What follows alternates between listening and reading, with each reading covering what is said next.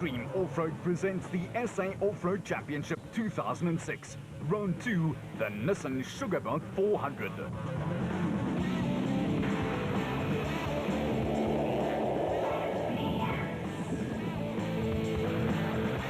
The second round of the National Championship Series got off, and next the KwaZulu-Natal capital Pietermaritzburg with a street party the night before the start of the prologue.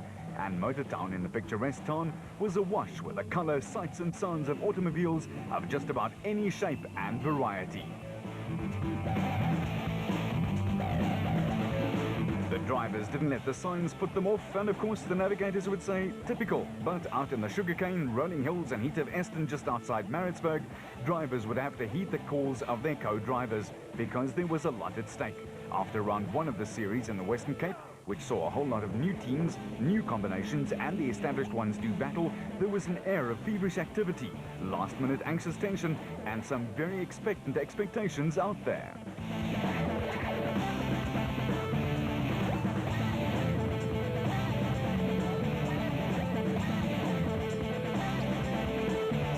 Leaders Hannes Grobler and co-driver Francois Jordan were expecting to just pick up where they left off after their opening win of the series in their Nissan Navara Special Production Class car.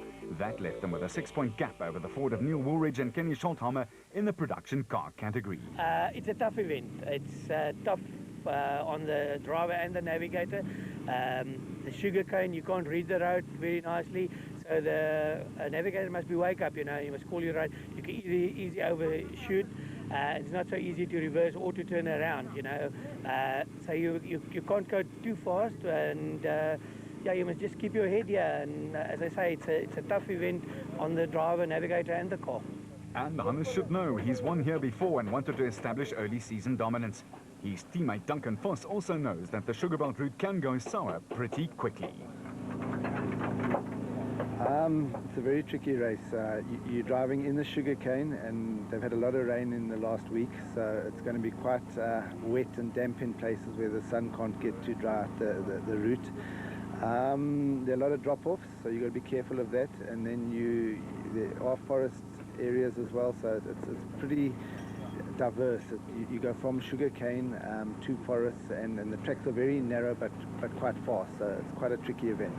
One man who had a trick up his sleeve was the Toyota team manager Wami Haddad. He has a driver with much promise, Mark Grenier, in his stable. The car feels really great. Unfortunately, we haven't had some testing or much testing due to an incident we had, and yeah, we come to the Sugarbelt now, one of the toughest races of the year.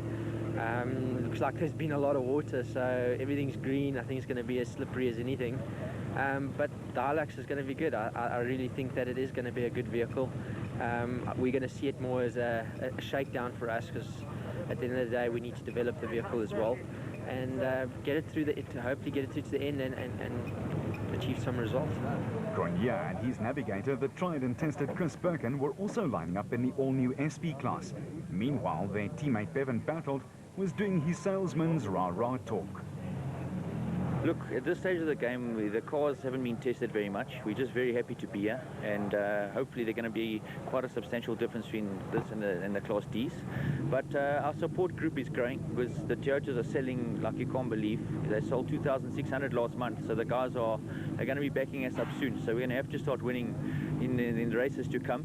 So yeah, we just hope to finish and say thanks to the guys that are buying Toyotas, because it's a lovely car, and this SP is going to bring us home, and then we'll get some points and we'll continue from there, you know. Oh yeah. In the Ford Cup there was smiles all round as they debuted their new SP class well in the Western Cape, and there was this home ground advantage thing too. Well, everyone says it's our backyard, but in fact I live about 50 kilometers from here, but yeah, it is our backyard.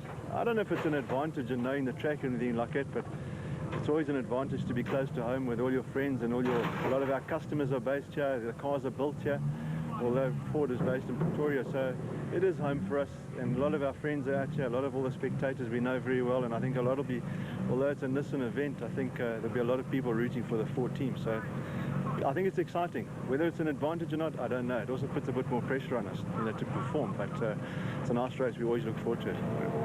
After a fine 2005 season for the Ford squad, they started off 06 with a bang in the dust of the Cape. Darling was a fantastic race for us. You know, we finished second overall there, which was far exceeded our expectations because we literally were finishing the car on the way down to Cape Town. So although we haven't had any great revelations and changed a hell of a lot, we've had time to sort out the car and make sure everything works properly, set the suspension up, the brakes now work properly and things like that. We've had a bit more time to sort of just iron everything out. So the car should be strong. In saying that, I think this race is going to be a bit of a leveler because we've had a lot of rain here last weekend. I think you'll find dust on the open roads, but I think the moment there's a bit of long grass or thick sugar cane, or especially in the trees, I think it's going to be treacherous. So I think you might find quite a few cars parked in the sugar cane and in the trees. Hopefully we're not one of them. I think it's going to be a good race. No doubt about that, but for the Raconics Nissan Hardbody 3.3 Class D team of Kutsiela Viskachny and Johan Gerber, there was a livery change. Well, in Cape Town we had a good race. Not a clean run. We had our little bits of problems there and we got stuck in the famous mud hole like you guys shown us on TV there. Quite embarrassing, but I hope it don't happen again. Yeah, we decided to change the color from gold, which we used for the last 3 years in racing, to white now, and give the sponsors some new exposure. We got a couple of new guys on board, and you know, we hope it's going well. I mean, the Sugarbelt are a very, very rough race. Some of the guys really do underestimate the roughness of this race, but it's a good test for man and machine. We're looking forward to having a good go out there, and hopefully it will go well with us. The lads formerly in gold were hoping that they'd still be in gold after the 400 k's worth of racing in KZN.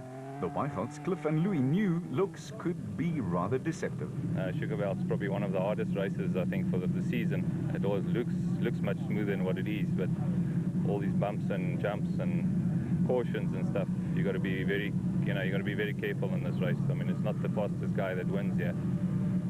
We've had quite a good run at Sugarbelt, done quite well in the past. So we'll just rather take it easy and try and finish the race at least. For George Barkhuisen and the Roacon Toyota Hilux, it was a second bite at the cherry. This is the second race that we're going out with the car. Cape Town was our first try. We had some problems in Cape Town, teething problems. We had broken wheel studs that actually took us out the race, and diff problems that also contributed to that. Since the first round, though, these lads have spent countless hours ironing out the little teething problems that come with a new vehicle. Yeah, we've done quite a bit of work on the car, sorted out those problems that we knew of. We're still a little bit under power on the engine side, but yeah, we've got the whole year to sort out the car. Well, only 7 races to go. In the special vehicle category, the Motorride team with 2 South African champions, Evan Hutchison and Alfie Cox in their stable, were hoping for another win. Brandon Harker stormed to victory in the Western Cape after an absolute blinder, leaving Terry Marsh and Mike Whitehouse in his wake. Matthews and Moore took third, and Moore and Thorne had to settle for 4th place. Harkers, though, had things nicely in focus. Yeah, well, in leading, I've done a lot of work to the car, a lot of improvements since the last race, so I'm sure the car will be quicker. I'm very focused on this year's racing and what I have to do and what I need to do. There's no reason to even talk about a championship until probably 3 races to go. So I'm just focusing 1 race at a time. And the Sugarbelt's an awesome race. Really tough to finish here. You've got to be very level-headed. You can lose it here in the first hour in the morning very easily. So I'm looking forward to the race, and I'm sure Motorride can have a good finish this time. We've got a strong team this week. We're ready for the race, so the cars are all good, and I'm sure the markings, it's always very good in Sugarbelt, so I'm looking forward to it. For Harkis's Motorride teammate, the reigning SA off-road champion Alfie Cox, race 1 was not a happy memory, but in typical Coxie style, he's been learning his lessons over and over again. To get through the forest with those big jumps with this space frame, this bat with all the suspension, for me that's going to be the most exciting thing, to remember going in the pickups before, how you were controlled by the jumps that we've got. There's a lot of jumps, it's very rough and bumpy, and you cannot go flat out in the pickup. So, you know, in the special vehicle, I just can't wait to get there and see what it's going to feel like. I know it's going to be better, I won't have to lift as much, but getting traction down, thinking about getting into the corners, not going in too hard. There's a lot of things that are different in a special. So, yeah, we're going to give it our best shot. For Gill Nel in his Bozel Truggy, the Darling race was a small victory all by itself. The Cape race was outstanding again, sand and a nice challenge. We sorted out quite a couple of the smaller teething problems. Hopefully it's the last, but I doubt that. You never get to the end of it. But we had a nice race, and we finished, and I think that's an achievement for this year already with the car, with all the problems we had. And this one on the Sugarbelt, we got to be careful today because apparently it's pretty wet out there, and when it's wet, it's very slippery in the Sugarbelt. And as we all know, it's dangerous with all the trees and the embankments and everything. But we're going to take it easy and preserve the car, and let's see. Tomorrow's still a long day, and we'll do our best. For Naeem Mozaji and his navigator Nazim Moti in the TTR Racing Raceco Chevy with its big 5.7-litre engine, the Nissan Sugarbelt 400 brought back good memories. He debuted here just 12 months ago. Started racing about a year ago. Last year I did the first Sugarbelt in the Class B Sandmaster. It was unsuccessful, we were time barred. But then we bought this vehicle, the Class S Raceco, in September last year. Our first outing was Petersburg. And this is going to be our first Sugarbelt in it, and we're looking forward to it. We've got a bit more power than last year, so hopefully we definitely shouldn't be time barred. And then we just look out for, the sugarcane. It's a different terrain. It's slippery in the morning, so you need to take it easy and watch for the mud. There's a lot of drop-offs, so it is a bit, it's a nice race. So, after all the pleasantries were done, it was time for the prologue. It was slated in for the Aston Sports Club start and finish area, and in between the field of 93 entrants would face 40 muddy, slippery, tricky and energy-sapping kilometres to determine the starting order for the second day's racing. But before that, there was the draw for the starting order. Former national champ Francois Jordan smiled broadly as he appropriately drew number 1 for the host team, and he and driver Hannes Schrobler were off to a flying start.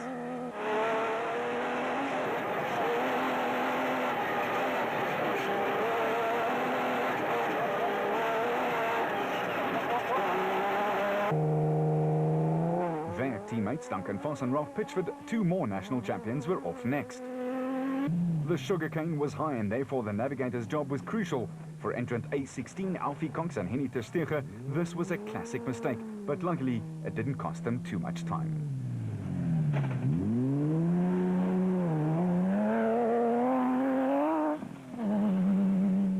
For their teammate Brandon Harkes, though, the Nissan Sugarbelt Prologue ride would be a continuation of his Western Cape form. He just single-handedly ploughed his way to a very impressive clocking.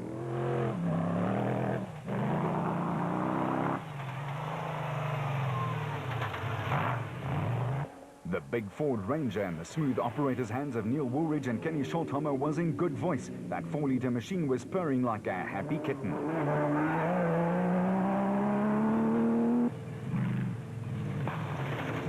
Henry Kirstein and Dion de Cox back Nissan 3.5 also ripped along, but true to their word, they were cautious.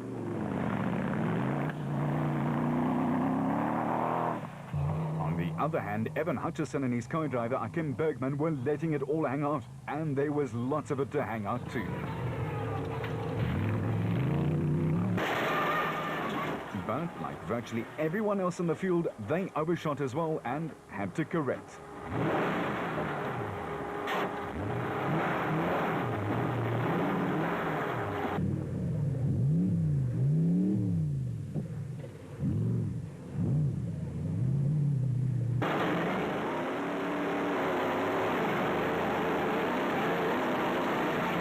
Just a little bit of fury there, we figure, but Hutchison clocked the second fastest time of the day despite that mishap.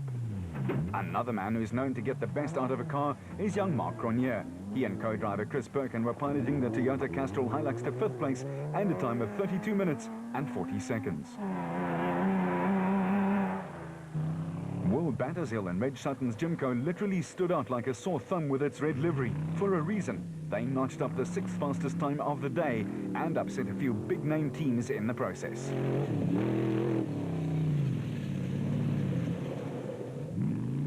Talking colours, the Century Property Racing colours have been part of the off-road scene for a while, and Colin Matthews and Alistair Stubbs made sure that it still would be for a while as they rocketed to a 4th best time in class and 7th overall.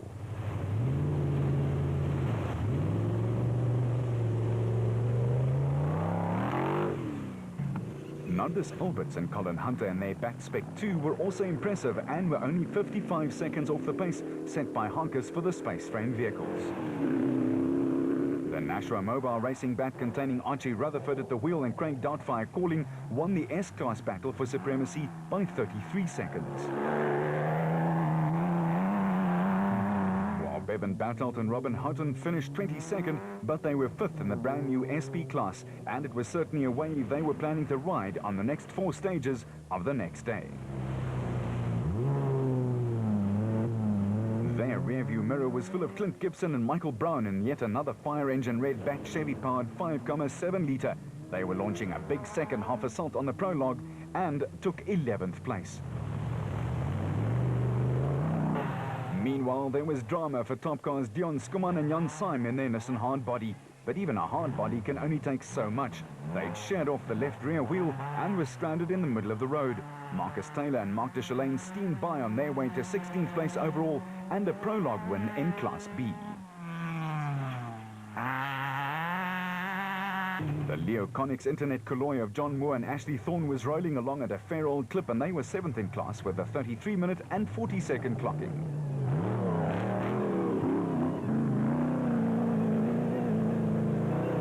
As for Shamir Varayawa and VZ Van Sale in their Total Ford Ranger, they were more than 2 minutes off the pace set by the Nissan Navara of Duncan Foss and Ralph Pitchford, but they were still 5th in the SP class.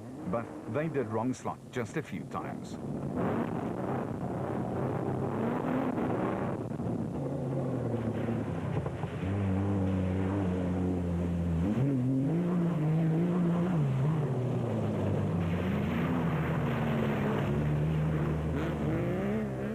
Reigning Class A champion Terence Marsh and his co-driver Michael Whitehouse in their Nashua Mobile bat took lucky 13th place, but were exactly 90 seconds down on Harkes in class.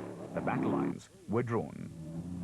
As Rob Gurney and Graham Steinbach were limping back to the finish line, the brothers Weichel, Cliff and Louis were piling on the pace. They were the first Class D car back at the overnight stop with a fine 20th place for the Toyota Hilux 3.4.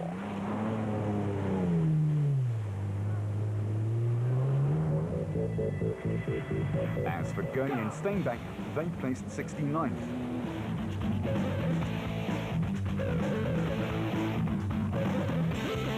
At the top end, though, it was Forsen Pitchford with a 24-second win and no less than 3 crews across the line in exactly the same time. If you look closer, there were 6 Sandmasters in the top 10. The question then was that saying something about the conditions already? We asked Alfie Cox. Well, we thought it was going to be a lot slippery than it was, but yeah, it was with the grass and it's very green out here, so in some places it was slippery. But for me, it's the first time that I'm actually in the Sandmaster. I mean, because the first time in Cape Town, the engine broke after 20 kilometers, and the sugarcane caught me out. It caught the front wheel, not having any mud guards, and pulled me into the cane, and I think we've probably lost about 6-7 minutes in the time trial trying to get the car out. But so we're going to come from behind tomorrow, but you know, we have to get points at the moment, and I just have to take one step at a time. Cox was indeed 6 minutes off the pace, way back in 49th place, and they had a mountain to climb. For Manfred Schroeder in 18th place in the smaller Ford, there was a lot of wheel spinning. It was still quite slippery, so power didn't really count too much today, you know, wheel spinning quite a lot.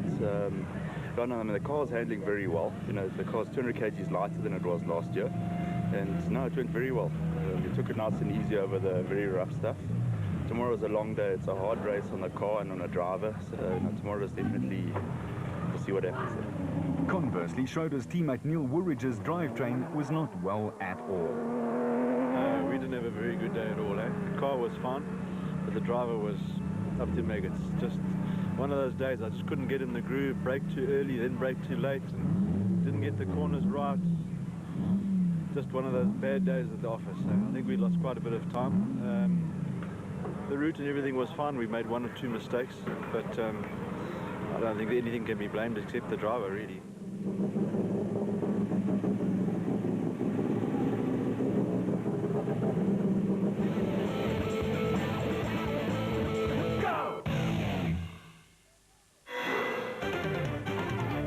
Vir my het die keerpunt gekom toe die een span meer punte gekry het as die ander span. Want jy weet, in my boek kan die een span nie wen as die ander span meer punte het. En nou vir manne wat weet waarvan hulle praat. Kom kuier elke maandag aan saam wanneer 3 rugby-legendes Suid-Afrikaanse rugby oopvlek en hulle ingeligte menings verskaf. Vodacom Super Rugby. Maandag aande 8:30 op Kyknet. Voluit rugby. Voluit Vodacom.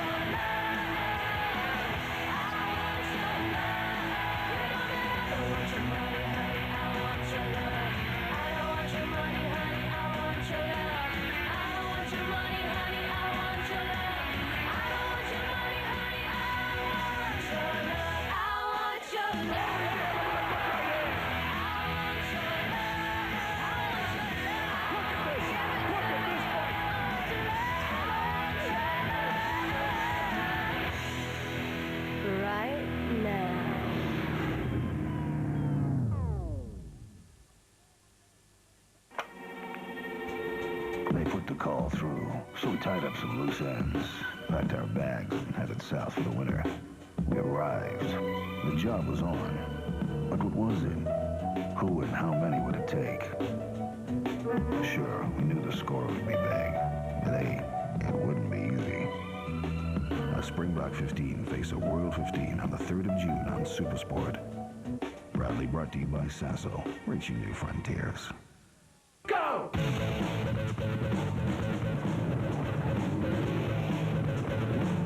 After a good night's rest for drivers and navs, and a little less for mechanics and crews, the second day of the Nissan Sugarbelt 400 had dawned in an expectant KwaZulu-Natal. It was cool and there was a quiet air of anticipation in the atmosphere.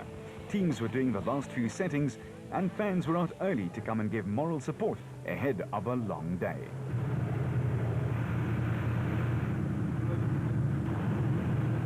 Well, early in the morning here, it's very wet. The conditions are very tricky. The roads are very slippery, so you've got to be very careful to keep the car on the road. So we're going to be under a lot of pressure from behind, but the pressure's also to you know, not fall off the track. So it's going to be difficult, but yeah, just to stay in front and not lose the car. That's going to be priority number one. Duncan's teammate Hannes Grobler was being his cautious self. Yeah, we had a good night's rest, and yeah, this is a tough event. It's not easy on the driver and the cars, and it's very slippery early in the morning. You know, I just hope there's not going to be too much dust. If there's dust, I hope there's going to be some wind. But we're lying in a good position. I'm happy with our second that we're starting this morning, and as I say, it's a long day, and I think we'll just keep it there and then see what the other guys are doing. Mark Grenier and the Team Castrol Toyota Hilux was very happy with his 5th place after the prologue. That was a bit unexpected. I thought it was a bit of a consolation prize, but I'll grab with open arms. We're going into the next round of what we'd call our test phase, as the Bakkie is so new. So yeah, for us today is really just to see what the Bakkie's like and see what the pace is like and get it to the end. For Bevan Bertelt and the other Toyota SP Class car, things could not have been better mechanically. It was a beautiful car to drive. Toyota built an unbelievable truck, and I'm sure once we get the testing under control, we'll be there, you know. It's just we've got to go through a few teething problems. We found a piece of Teflon in the power steering tube, so we had no power steering yesterday. So hopefully today we're starting about 22nd, and we'll get through the guys. Maybe get to about 6th if we can, because the pace in front is massive. So we don't expect to get to the front, but to get some points it could be good and bring it home, you know. The racing would be hot, but it was cold out there. For Motorright's Brandon Harkis, the prologue spells aggression. Time trial's always a case of attack, race more survival. Now we'll see, you know, if they make a mistake, I'm going past. If I make a mistake, they're gone. That's how it is. You know, I'm more worried about the specials, not what they're doing. But it would be nice to win this race overall. Like I say, it's not a concern of mine what the Nissans are doing right now. Not in the first lap anyway. You know, after 200 kilometers, everybody can relook at the whole situation and see where everybody lies. But the most important thing for me today is a finish, and hopefully a finish in front if everything goes well. Another former national champ, Richard Schilling, was sitting pretty and was happy with proceedings. We're happy with where we're starting. Strategy, first 2 laps, see what it looks like. Next 2 laps, go quicker, win our class and see how we can do overall. Car feels good. Driver had a good night's sleep, so did the co-driver. You know, us toppies have to sleep a bit longer than most, but we're ready for today. Battershill was hoping to make up some lost time. Yeah, we unfortunately missed the first race. We couldn't get the vehicle ready, so this is our first time out. We haven't had a good deal of time to prepare, but we have put a new motor, LS1 V8 5.7 litre motor, and a new automatic transmission. We're the only guys running a semi-auto as far as I know, so it'll be interesting to see how we fare against the manuals. In the prologue, there was a rude awakening for Hutchison and Bergman as they ploughed through the sugarcane. There was a belly-up bat, dead as a dodo. Yeah, it's always very bad to roll a car, and especially we had a bad roll, but luckily nothing happened to us. We were all fine, and the service crew and Gary and Dennis worked very hard to fix the car again, but as you can see, the car is in neat condition this morning, and we're going to chase those oaks, definitely. And chase they would all do. Foss and Pitchford was in car when Alfie Cox won last year's national title, ready to do battle on the 2 loops. The west loop of 87 k's and the east route over 112 kilometers, which they tackled first.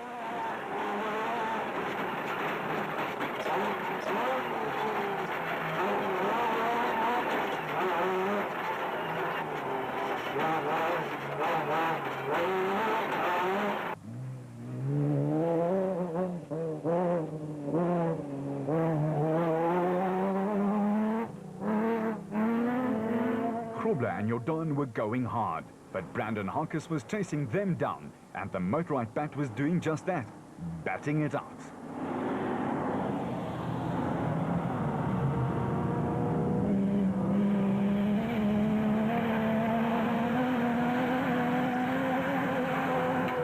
Cronje and Birkin had made up 15 seconds on Hutchison and Bergman in their Hilux, and they were looking for a way past. While Battershill and his wingman Reg Sutton were only 10 seconds further back at the start. Colin Matthews and Alistair Stubbs in their Century Properties bat were going well and kept the big-name teams in their crosshairs. The long procession of special vehicles all hit the road, and luckily the early morning cool and damp kept dust to a minimum, but that would change with cars churning up the 2 loops.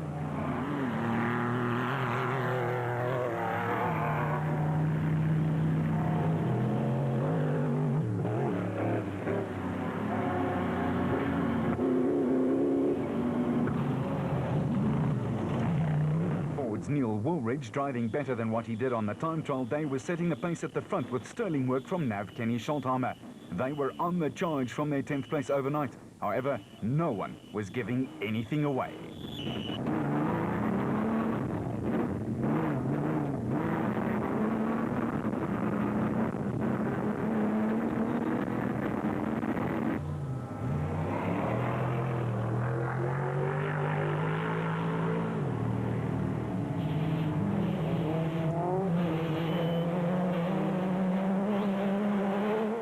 Teammate Manfred Schroeder was under pressure from some of the space frame cars, but was in no mood to let anyone by without a big fight. The Weichels were up from 20th and flying along. But sometimes the drivers had to curb their enthusiasm, or was that hitting the curb? The East Loop is a demanding drive, and even though it's less than 2 hours worth, it takes intense concentration. The Duplessis had Musaji and Muti right on their bumper, and they were going along well. And this jump almost caught out several competitors.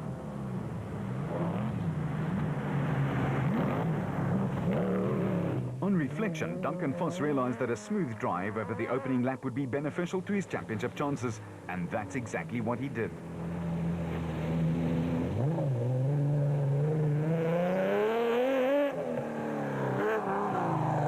Grobler, a three-time champ, and Jordan, another former champion, were not enjoying being first out, and they smoothed out quite a few corners and jumps for the lads behind them.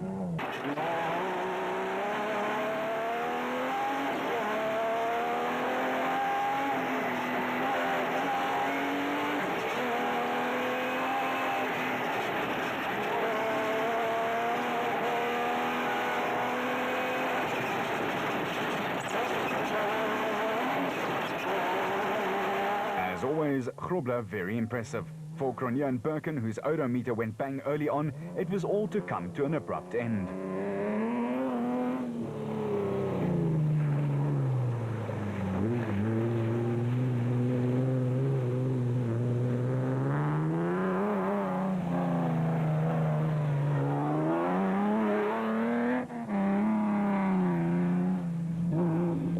Conversely, though, Woolridge and Schultheimer were pulling further ahead of the rest, putting valuable seconds into the bank.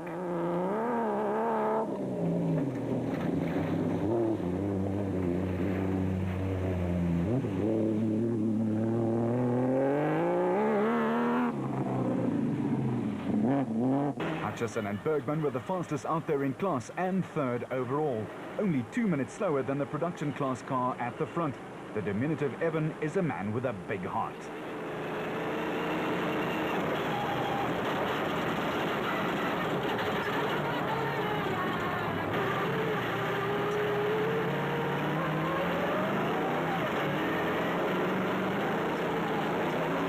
Battershill and Sutton took fourth despite the fact that they were short in the testing department.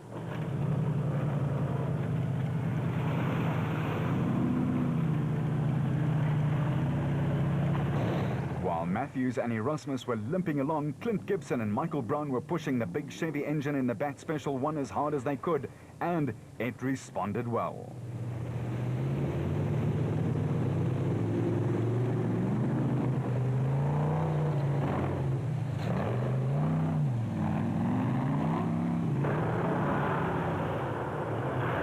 Schroeder and co-driver Jack Peckham had the bit between their teeth and were no less than 10 minutes ahead in Class E. That Ranger sounded like $1 million. As for the Toyota in the distinctive red, green and white of Castrol, Bevan Berthold was battling his natural instincts to go hell for leather.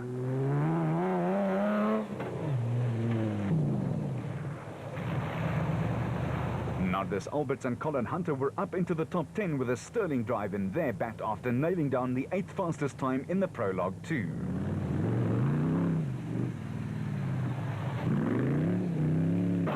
As for Mark Corbett and John Moore and the Century Properties Nissan Hardbody, they were making the sponsors proud. They were up from 42nd to 17th, having nailed the slower traffic big time.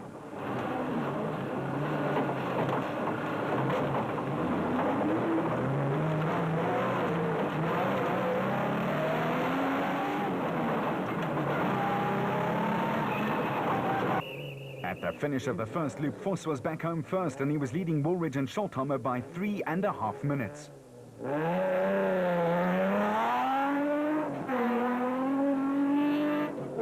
These guys are... Grobler and Jordan were second on the road, but they were a whopping 6 minutes down and clearly off the pace. For others, the day ended prematurely. Colin Matthews was wearing the expression of a man at a funeral. His Bat's gearbox broke just 5 Ks into the second stage, and it was sayonara. The Toyota lads were a bit disappointed as there was only one of their make of cars in the top 10. That was Cronje and Birken. The De Bruins, Hego and Jaap were 11th. But there were still 3 loops and a lot of racing ahead.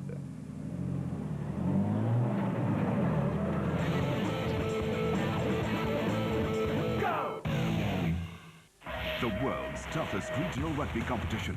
Claiming the trophy requires 15 games, 1,200 minutes of commitment. And this weekend, the countdown is over.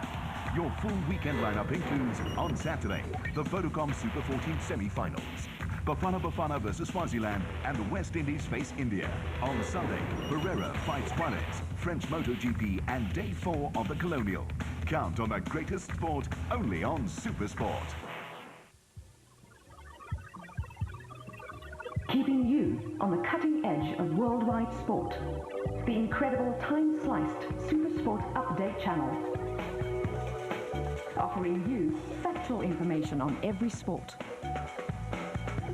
Get results, lead stories, commentary and more in updated 30-minute slices. The exciting SuperSport Update channel on Channel 24.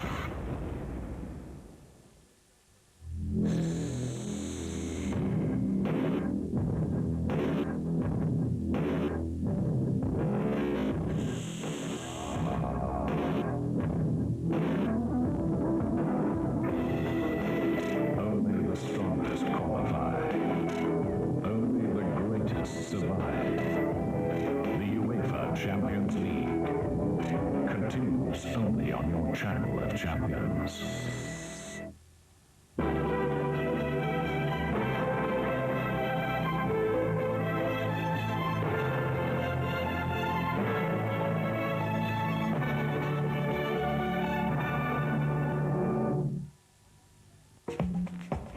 Let me introduce you to the family. Big Easy, the giant with a gentle touch. You want someone to disappear? He's your guy. Lefty. Lately, he's been getting it right. Sticky situations, they don't mean nothing to him no more. The Goose. He don't smile, he don't laugh. He just gets the job done. Oh yeah, and his wife makes a mean roast duck. VJ, now this guy's come a long way. And that's why he always delivers the goods. And of course, Tiger. Now if he turn up, somebody's gonna pay. Meet these guys and the rest of the family, the 2006 US PGA Tour. You can watch, but only on SuperSport. Sponsored by Telcom Business. Go!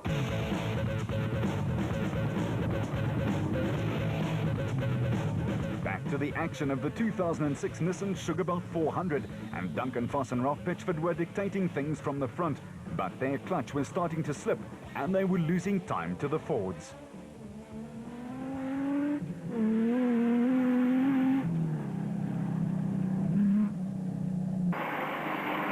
For Cronje and Birkin, the end of the road was almost there, and Francois Jordan was speeding for them to help him out of a tangle. Luckily, Cronje had enough power to pull him out, a very sporting thing to do. As for Woolridge and Schultheimer in the 4-litre Ford Ranger, they were piling on the speed and the pressure, and probably not in that order. After their kind deed, Cronje and Birkin finally had to call it a day. Pull up to the right, pull up to the right.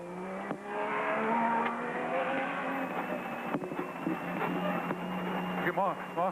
Just go down to the tar road. I'm going to cross it. Just park over here. And the former champions, Woolridge and Schultheimer, ploughed on and passed to record the fastest time of the next loop. For the stricken Toyota Castrol pair, there was just heartbreak and an engine that needed repairing.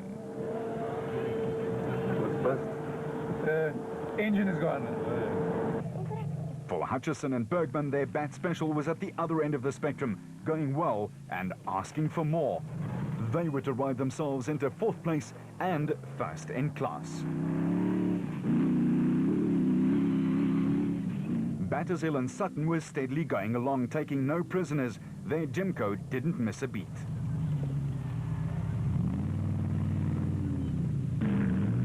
Gibson and Brown were also up into the top 5 after starting 11th at the prologue. It was a phenomenal drive.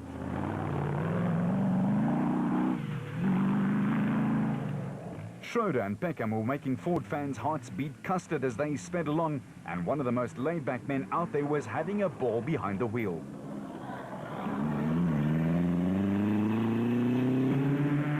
The De Bruins were piloting their Toyota Hilux 2.7 to a very good clocking, but Lady Luck would also turn her back on the brothers. Richard Schilling in the Plastotech Nissan 3.3 had 2 flats but battled on regardless. What's another tyre between friends?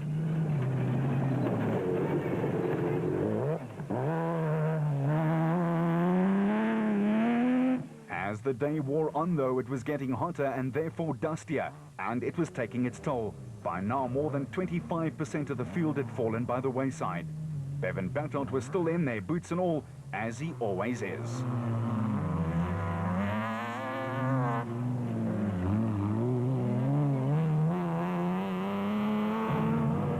Gary Campbell in his Mighty Mag was the first solo driver out there, just outside of the top 20.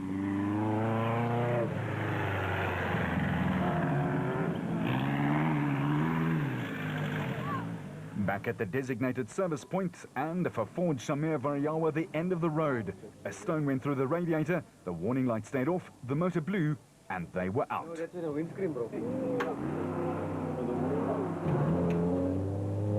The red Nissan Wave, though, was still rolling, and despite missing some bodywork, Duncan Foss and Ralph Pitchford were right in the thick of things, but they clearly had some experience. You have to stay on the right route.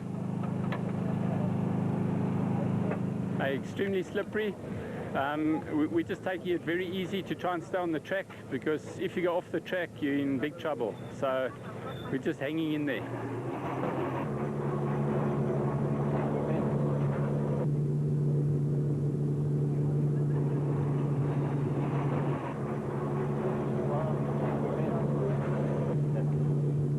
The Ford crew, though, were very happy with proceedings. They were slowly whittling down the lead at the front, and Duncan Foss was next on their shopping list, as Grobler could not catch them, and he was more than 90 seconds behind. Schultheimer raved about the car. The car's great, just taking it easy. Well, we're not taking it easy, but just using our tactics, which we decided last night. And look, we're second now, so there's only one to go. No punches, route no problem? No problem. A few of the places were very tight, and the marking could have been a little bit better, but it's racing, you know. Indeed, and for Grobler there was that mishap which the Good Samaritan Cronier effected. A little bit of a mishap. We slid off the road in the wet, and luckily Mark Cronier, I think they were busy retiring, and they came past and they helped us quickly out of the ditch. The other big mover on the first two loops was Hutchison, who made up bucket loads of time. Sort of second, Brandon's had a little bit of I think a CV problem, so we got past him. It's been very, very technical, very tight, very wet and slippery, so it's taken a lot of concentration, so it's been a very difficult lap. But we made it to the end of the lap, so one more to go. But all is good, the car's still good. We're still confident. We must just keep our head and go and do the next two laps. And that was the key in the sugarcane and dust. Keep your head. For Terence Marsh, it was taxing. They lost their brakes, and he was riding the clutch for all it was worth. Struggling, we lost brakes on the second loop, so some hell-raising moments. We really can tell a few stories afterwards, but very difficult from a navigation as well as a driver point of view. The margin area is small, so we've limped in the second lap. The guys are bleeding the brakes now, whatever it is. It's as tough as I always know Sugarbelt to be, so some hard work ahead of us, but we'll keep it going. For Toyota's Bevan Berthold, it was even worse. Almost a case of, look ma, no hands, and he had all his days slowing the SP car down. It was jammed at 5,000 revs per minute. The Super D is unbelievable. We're really enjoying it. We're having to get into it because we had a bit of accelerator cable jamming on from the mud, and it's stuck at 5,000. So when you try to slow the car down when you're going so fast, it carries on going. So we overshot into a ditch and sat there for quite a long time. Luckily, Jurgen de Bruin helped us out. And just having to concentrate very hard with the accelerator jammed on, but hopefully they can fix it now and then we can start again and go and avoid, you know. Otherwise, it's going very well. It's a beautiful car. In the Clint Gibson and Michael Brown camp, there was joy as they picked up a lot of places and were in contention for a podium finish. We have. I think we picked up, we started off I think in 9th position in Sandmasters and 3rd overall now, so we picked up 6 positions, which is not too bad. Yeah. How are you guys managing to pass everybody? It seems a bit of tight stuff out there. I think it's the reliability of the car and obviously the driver. We've had a lot of luck, and it's enabled us to obviously get the positions that we need, yeah. The Weichouts wondered about their choice of tyre, but their main aim was just to get the car and its inhabitants to the line in one piece. Yeah, no, it's going very well. The route's a bit tough and a bit slippery. I don't know if we got the right tyres on for this route, but it's going well. Just got to hang in there and try and finish the race today. Going very well. Strategy from here on in? No, we just want to finish now. We're halfway now. We just want to keep the car together and hope we can finish the race for the day. Schroeder and Peckham were the other duo of a Ford team that had the other squads worried. Their car was going well, and so were they, even though it was blowing some thick black smoke. Back out on the third loop, and Voss was steaming ahead. The Navarro was looking and sounding in great shape.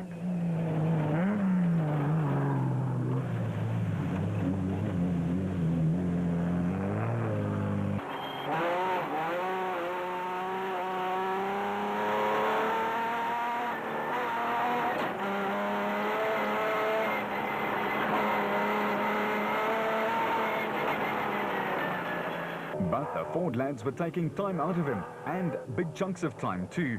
They picked up more than 3 minutes, and still the clock was telling them that they were closing.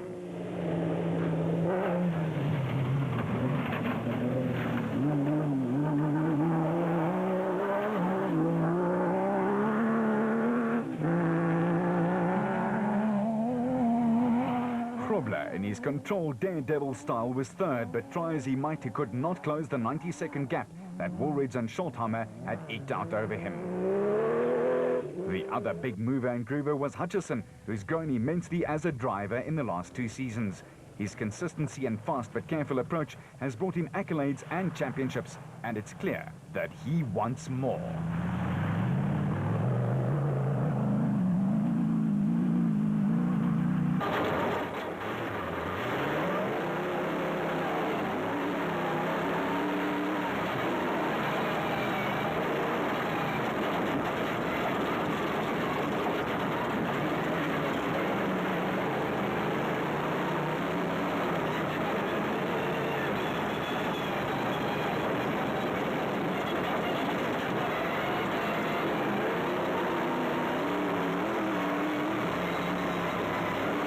Someone else who was wired for success was William Battershill. He was on a mission, and his Jimco and his co-driver Reg Sutton were forming the perfect allies in nailing the big-name factory teams.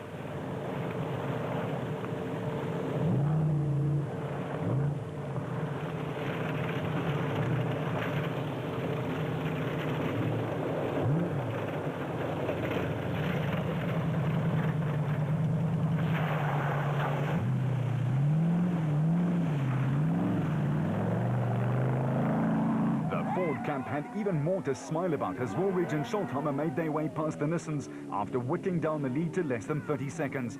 Voss had gone off, and they had streaked past. Krobler and Jordan were piling on their own pressure though, and this pair just do not give up. In fact, the word does not exist in their vocabulary.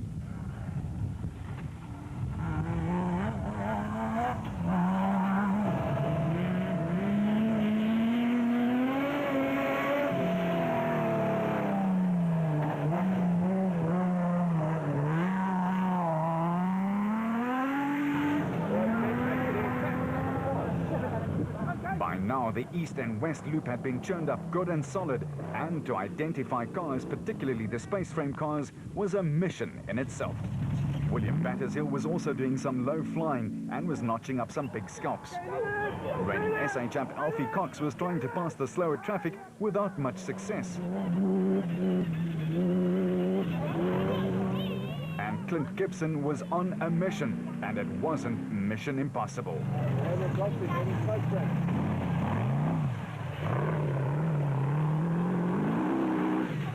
But for Ford, the Nissan Sugarbelt race was becoming a triumph. Schroeder and Peckham had battled their way into the top 3, and the tall driver was delighting in putting the big names away. Marsh and Whitehouse was still being cautious, and this approach also paid off. The reigning Class A champion had battled brake problems, but had steadily moved into the top 5. A superb show of patience. Alberts and Hunter in their Rapsa bat had gone from 5th to 6th in class, losing out to Marsh in the process.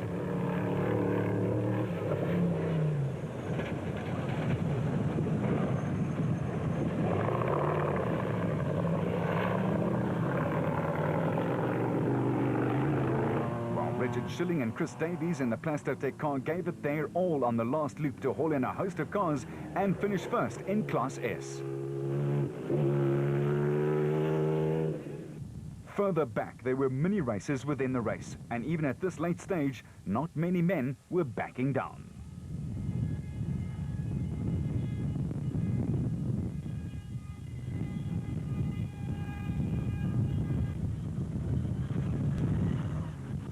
Bertolt, known as a wild man at times, contained himself and brought the Toyota Castrol Hilux home in a fine third place in class and only 9 minutes off third place in the production vehicle category.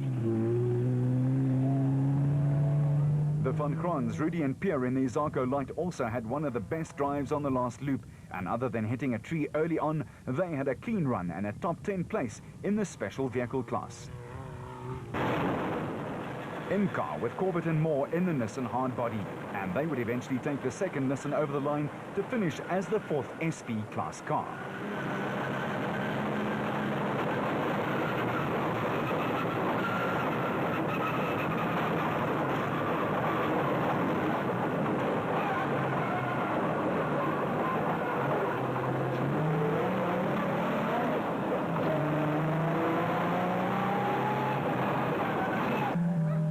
Jan and Hendrik Kraai quietly took their bat through its paces and into 10th place in category and a class win for the B cars, a fine campaign in KwaZulu-Natal.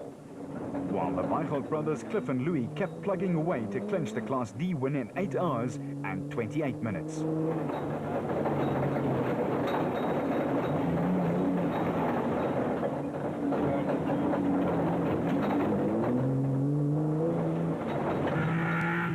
Sonic's Nissan hardbody 3.3 of Kutsia Labuschagne and Jan Gerber was only the third Nissan across the line as they were second in class. While the Moffats, Mark and Stewart's Bosel Toyota was only the second of this Japanese manufacturer's stable to cross the finish line.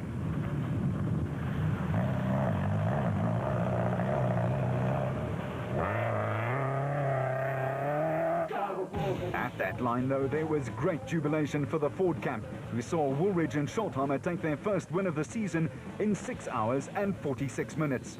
That gave them a winning margin of more than 4 minutes. It was tough out there, though.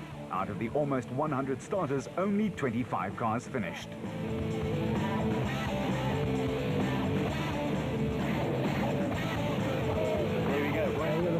It looks like Hannes and the Nissan team. Krobler and Jordaan's runner-up spot meant that they still maintained their lead in the championship points log, and it's an ominous sign for the other challengers. For the victors, the sweet taste of bubbly.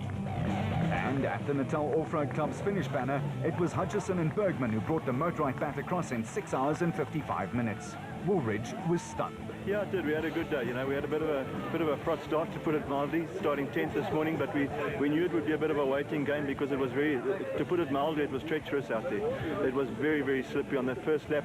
I saw Duncan had gone off, or Hannes had gone off into the mud, and we were a little bit cat-foot all morning and just played the waiting game. But in the start of the last loop, we really pushed hard and we just closed the gap, right down to 30 seconds. And then I think the Nissan made a small mistake and had a bit of a problem. And then it was home sweet home, you know. We just near the end we got a bit of a scare. We hit a huge rock on the left front wheel, and I thought, oh geez, a punch or something like that. Well, there was about 5 k's to go, so but fortunately it not. It was a fantastic event, as it always is, you know.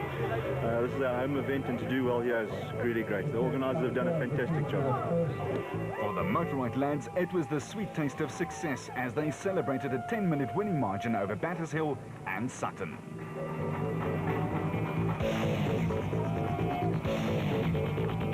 Fantastic. All they have to do is keep it running, keep it out of the horrible stuff, and don't break it. It's phenomenal. We had a fantastic day. I'm just very, very, very happy for my sponsor, Motorite. You know, to get an overall win like this early on in the season wasn't quite expected, but I'm very, very happy and I'm very proud of everybody at Motorite. We've had unbelievable support from them, and all the sponsors. There's just too many to mention. Artec, Infinity, CPD Print, Natra Freight, they've all been behind us now. This is the second year running, and we've managed to get a first overall, which is a huge, huge, huge success for us. We didn't expect it that early, as I said, but we're very happy and very proud, so well chuffed. And clearly, so was the Motorite crew. This one was truly a team effort. As for Hannes Grobler and his Nissan crew, they're in control and on top, and he'll be tough to beat to the championship in another 6 rounds' time. It looks like the 4 guys are very lucky here, you know. Duncan went off on the last lap and we had to stop and pull him out. So we lost another 5 minutes there. But yeah, we're second, and I think we're still ahead in the championship, and that's what we try to do today, you know, to keep the points rolling. Manfred Schroeder's ultra-steady hand and fine guiding by Jack Peckham shot them up the order, and they took 3rd in the production class overall and a win in Class E. I thoroughly enjoyed it. I mean, the bakkie for a little 2.5-litre diesel, it's amazing. And, I mean, we didn't have one problem. We went as fast as we could for the first 2 laps, and then we backed off, obviously, the 3rd lap because there's nobody behind us. Yeah, I mean, to end up, I think we're 3rd overall, and 1st in class, and we beat all the Class D guys. I mean, yeah, awesome day, very happy. Schilling was yet another happy customer. Happy, but judging by the signs, tired as well. Yeah, tough, but great to win again and to finish again. And well done to the organisers too. It's so nicely laid out event. We had a few problems, but you know, we mustn't whinge.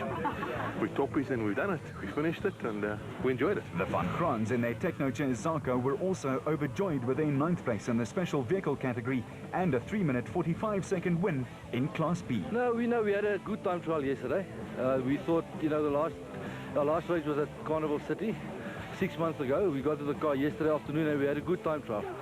So we thought, you know, just keep it there, keep the pace going, finish the first 2 loops, the first lap, and then just take it from there. And what we exactly did. Another sibling combination, Cliff and Louis Weichel took the Class D win in their Bosel Toyota Hilux. Yeah, we had a very tough, the last loop was very tough because we lost idler on the steering system broke, and then we lost 4-wheel drive as well, so we didn't want to stay on the road, and then with 2-wheel drive it just makes it more difficult. So, but anyway, we finished, we're happy. It was a good day anyway. A 3.5-minute winning margin for the Ford Dio over log leaders Grobler and Jordan, who were the filling in a Ford sandwich. Berthold and Houghton was solid in 4th. After a disappointing opening round in Darling, Hutchison bounced back and he and Bergman were almost 11 minutes to the better of Battershill and Sutton, who celebrated 2nd place. Go! Woolridge and Schultheimer joined Grobler and Jordan at the top of the championship chase, while Berthold and Houghton share 3rd with Schroeder. And in the specials, it's defending class champions Marsh and Whitehouse, who have 5 points in hand going to the Northern Province for the 3rd round, the Ford Motorite Limpopo 400. Until then, you keep it on the road, we'll keep it off-road. Extreme Off-Road presents